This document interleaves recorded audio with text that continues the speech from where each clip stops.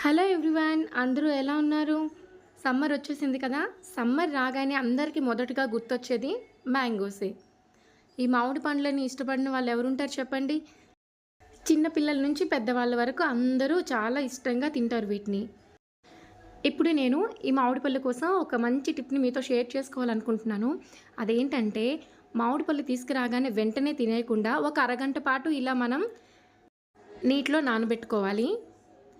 చిన్నప్పుడు మన అమ్మమ్మలు గట్టా చెప్తా ఉంటారు కదా, మామిడి పళ్ళు తింటే వేడి చేస్తాయి, ఎక్కువగా తినొద్దు అని.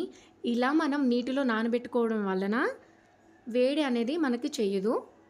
ఒక్క అరగంట పాటు మనం ఇలా నీటిలో నానబెట్టుకుంటే సరిపోతుంది. ఇలా నానబెట్టుకోవడం వల్ల మామిడి పండ్లని పండించడానికి ఏమైనా పెస్టిసైడ్స్ యూజ్ చేస్తే గనక అవి కూడా పోతాయి.